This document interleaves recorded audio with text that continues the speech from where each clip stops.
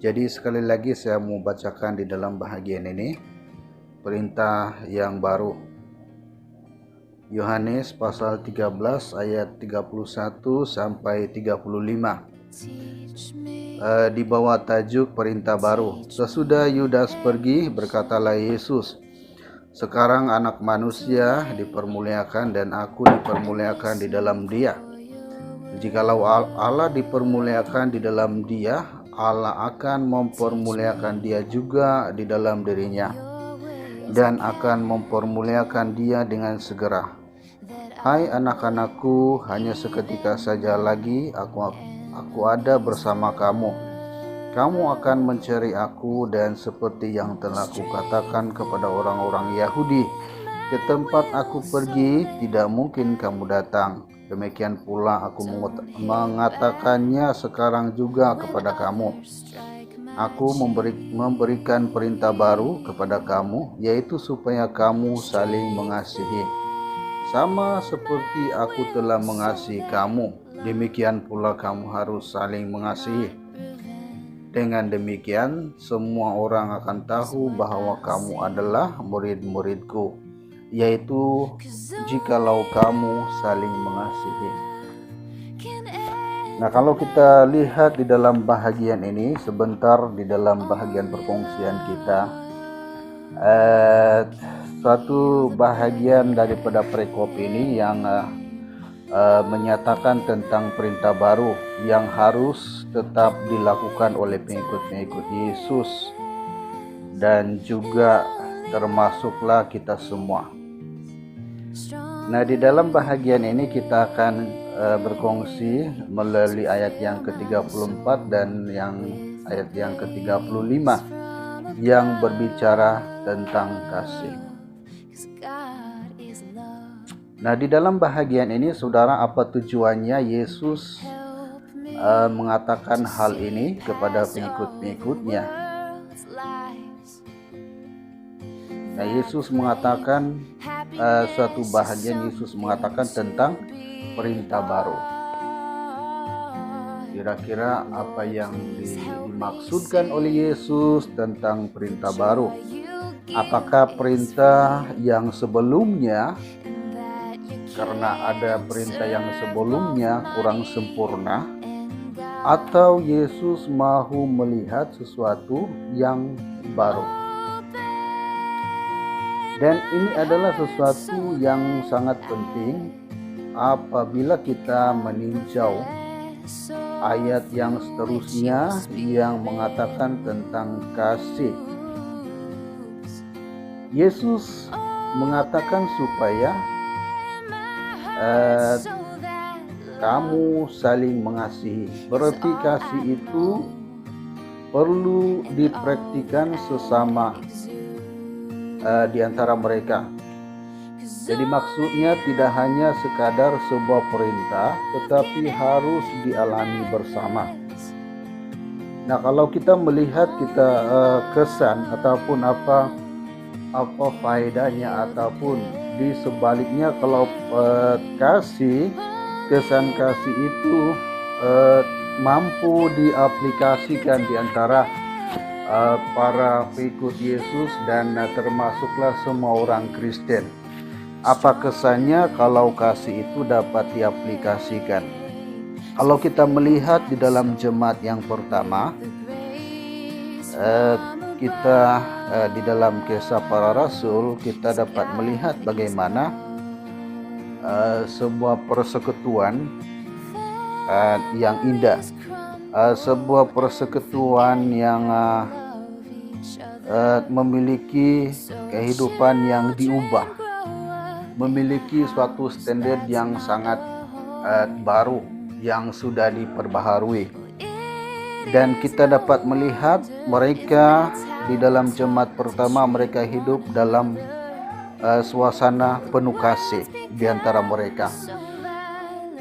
Dan ini dibuktikan daripada kegiatan mereka setiap hari. Mereka berkongsi milik, mereka saling membantu di antara satu dengan yang lain. Dan ini persekutuan yang hidup di dalam kasih. Mereka mengamalkan satu kehidupan yang digerakkan dengan sifat kasih di antara mereka. Dan kita dapat melihat bagaimana melalui praktik kehidupan mereka jumlah anggota Kristen semakin bertambah karena hasil daripada praktik kehidupan mereka yang lebih mengutamakan kasih. Dan anggota Kristen pada awal gereja pertama semakin bertambah. Dan ini adalah kesan kalau kasih itu dapat diaplikasikan di antara sesama ataupun di dalam persekutuan di dalam gereja. Dan seterusnya kita juga dapat boleh melihat kasih itu kalau mampu diaplikasikan dapat menutupi banyak hal. Dapat menutupi banyak hal, maksudnya di sini dapat menutupi banyak hal. Kalau macam ada orang yang sudah bermusuh, sudah tidak sehaluan dan tidak lagi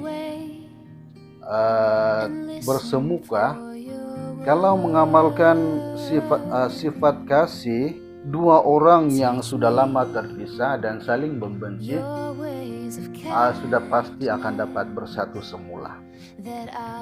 Dua orang yang saling membenci, kalau di antara mereka dapat mengamalkan kasih, mereka akan dapat bersatu semula, dapat bergabung, dapat bersama, dapat berinteraksi seperti semula. Dan kuncinya adalah kasih.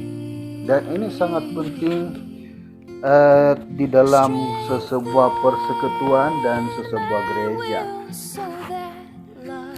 untuk terus dilakukan bersama. Dan seterusnya kita juga dapat melihat kasih itu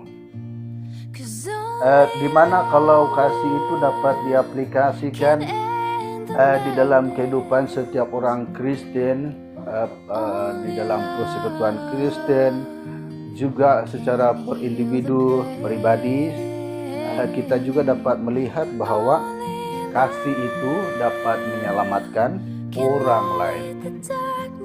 Dapat menyelamatkan orang lain, maksudnya kalau ada orang lain yang dalam keadaan yang susah, dalam keadaan yang kecemasan dan sebagainya, dan ada orang yang menganjurkan pertolongan, di situ orang itu dapat menyelamatkan orang lain. Kalau macam ada orang yang sudah ada penyakit dan secara emergency perlu kendaraan, perlu sumber keuangan, perlu bantuan dan sebagainya, dan kita menyalurkan kasih kita dalam bentuk keuangan dan sebagainya, ini dapat menyelamatkan orang lain. Dan inilah sebagai salah satu kunci bagaimana gereja yang dulu dalam jumlah anggota Kristen semakin dalam puratanya semakin bertambah karena teladan daripada jemaat orang-orang Kristen terdahulu yang begitu menampakkan kasih, begitu mereka memperlihatkan kasih yang sesungguhnya di dalam kehidupan kita. Selain itu kita juga dapat melihat bahwa kasih, kalau kita melihat di dalam perintah Tuhan Yesus yang kita membaca di dalam Injil, Yesus mengatakan bahwa hendaklah kamu mengasihi orang lain seperti engkau mengasihi dirimu sendiri. Jadi Yesus mengatakan hal ini di dalam hukum yang terutama. Berarti kasih adalah suatu bahagian yang tidak hanya sebuah perintah, tetapi perlu dilakukan, perlu dilaksanakan di dalam kehidupan setiap orang Kristen.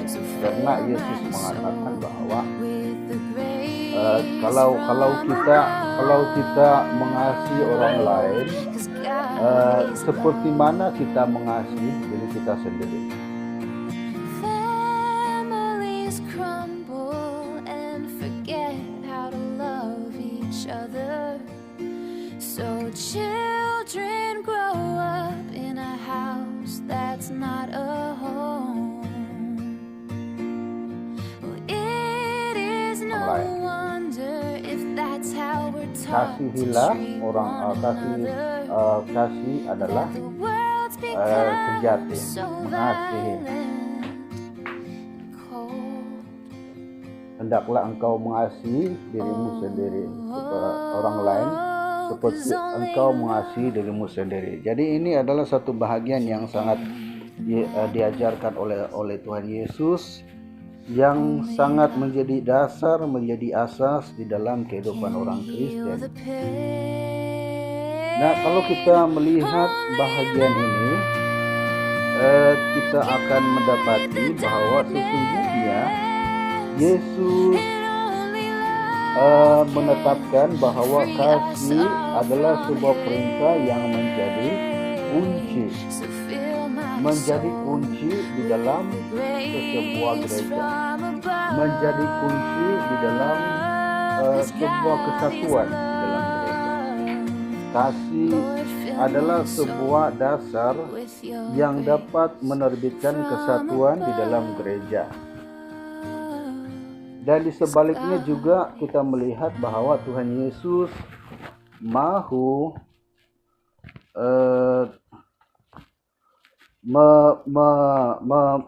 menerapkan di dalam hati para pengikutnya tentang satu bahagian yang berkaitan dengan hati yang suci. Karena orang tidak akan dapat mengasihi orang lain tanpa ada sifat suci di dalam hatinya. Maksudnya, seseorang yang tidak suci hatinya mustahil dapat mengasihi orang lain. Karena orang yang tidak suci hatinya tidak mempunyai tujuan yang lurus, tujuan yang jujur. Sebaliknya, orang yang tidak bersih hatinya mempunyai tujuan yang lain, dan mungkin saja dia melakukan sesuatu hal untuk kepentingan diri sendiri. Jadi di dalam bahagian ini kita dapat belajar, kita dapat mengaplikasikan sesuai dengan tema di dalam bahagian ini, saling mengasihi. Jadi berarti saling mengasihi adalah satu bahagian yang sangat penting, yang masih perlu dipertingkatkan, yang harus masih perlu diusahakan di dalam kehidupan setiap orang Kristen, termasuklah kita semua, di dalam sama ada secara pribadi ataupun di dalam keluarga. Seharusnya kasih itu menjadi dasar kehidupan, menjadi inti di dalam kehidupan kita, tidak hanya masa tertentu, tetapi kasih itu menjadi identity di dalam kehidupan kita. Mari kita berdoa. Bapa kami di surga yang kami tinggikan, di dalam nama Tuhan kami Yesus Kristus, kami bersyukur atas benih firman Tuhan yang sudah kami belajar pada pagi hari ini di dalam hal saling mengasihi. Biarlah Engkau yang terus memimpin kami di dalam kehidupan kami, supaya kami dapat membawa kehidupan kami dengan penuh kasih. Kami juga dapat menjadi teladan untuk orang lain dalam hal praktikasi kami. Tidak hanya kami mementingkan diri kami sendiri dan memandang orang lain itu sangat rendah, tetapi biarlah Engkau pimpin hati kami supaya dapat merendahkan diri kami, supaya hati kami tambah suci dan kami melihat fokus kehidupan kami untuk menjadi surat bagi Engkau di tengah-tengah dunia. Biarlah Engkau yang terus memberkati dan terus melindungi kami. Dalam nama Tuhan Yesus kami sudah berdoa. Amin.